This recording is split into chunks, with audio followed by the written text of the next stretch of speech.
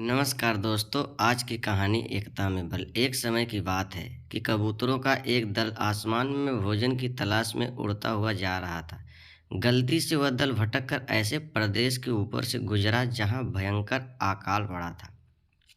कबूतरों का सरदार बहुत चिंतित था। कबूतरों के शरीर की शक्ति समाप्त होती जा रही थी। शीघ्र ही कुछ दाना मिलना जरूरी था। दल का युवा कबूतर सबसे नीचे उड़ रहा था। भोजन की नज़र आने पर उसे ही बाकी दल को सूचित करना था। बहुत समय उड़ने के बाद कहीं वह सूखा ग्रस्त क्षेत्र से बाहर आया। नीचे हरियाली नज़र आने लगी तो भोजन मिलने की उम्मीद बनी। साथियों, युवा कबूतर और नीचे उड़ान भरने लगा। तभी उसे नीचे खेत में बहुत सारा अन्न बिखरा नजर आया। चाचा, नीचे एक खेत में बहुत सारा दाना बिखरा पड़ा है। हम सबका पेट अब भर जाएगा। यह बात सुनकर सरदार ने सूचना पाते ही कबूतरों को नीचे उतरकर खेत में बिखरा दाना चुनने को आदेश दिया।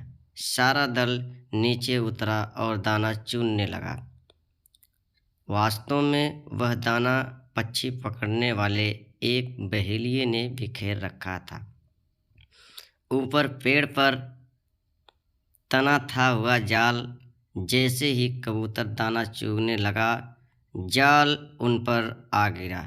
सारे कबूतर फंस गए। कबूतरों के सरदार ने माथा पिटाओ, यह तो हमें फंसाने के लिए जाल लगाया गया था।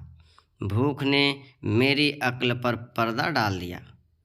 मुझे सोचना चाहिए था कि इतना अन्न बिखरा होने का कोई मतलब जरूर होगा। अब पछताए होत का, जब चिड़ियाँ चुग गई खेत, अब तो कुछ होने वाला नहीं है। एक कबूतर रोने लगा, अब हम सारे मारे जाएंगे। बाकी कबूतरों तो हिम्मत हार बैठे थे, पर सरदार गहरी सोच में डूबा हुआ था। एकाएक उसने कहा, सुनो, जाल मजबूत यह ठीक है, पर इसमें इतनी भी शक्ति नहीं कि एकता की शक्ति को हरा सके।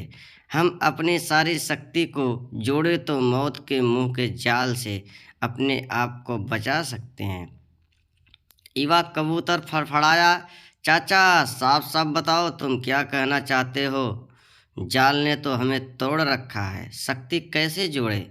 सरदार बोला, तुम सब चोंच से जाल को पकड़ो, फिर जब मैं फुर्र कहूँ तो एक साथ जोर लगाकर उड़ जाना। सबने ऐसा ही किया। तभी जाल बिछाने वाला बहेलिया आता नजर आया। जाल में कबूतरों को फंसा देखकर उसकी आंखें चमकी। हाथ में पकड़ा डंडा उसने मजबूती से पकड़ा व जाल की ओर दौड़ा। बहेलिया जाल से कुछ ही दूर था कि कबूतरों का सरदार बोला, फुर्र। सारे कबूतर एक साथ जोर लगाकर उड़े तो पूरा जाल हवा में ऊपर उठा और सारे जाल को लेकर उसने उड़ने लगा। तभी कबूतरों को जाल सहित उड़ते देखकर बहेलिया तो भाई अवाक रह गया। कुछ संभला तो जाल के पीछे दौड़ने लगा। कबूतर सरदार ने बहेलिये को नीचे जाल के पीछे दौड़ता पाया तो उसका इरादा समझ गया। सरदार भी जानता था कि अधिक देर तक कबूतर दल के लिए जाल सहित उड़ते रहना संभव नहीं होगा, पर सरदार के पास इसका उपाय था। निकट ही एक पहाड़ी पर बील बनाकर उसका एक मित्र रहता था, चूहा। सरदार ने कबूतरों को तेजी से उस पहाड़ी की ओर उड़ने का आदेश दिया, अपने मित्र चूहा की तरफ। पहाड़ी पर पहुंचते ही सरदार का संकेत पाकर चूहा जाल समेत कबूतरों को बिल से काट कर निकाल दिए।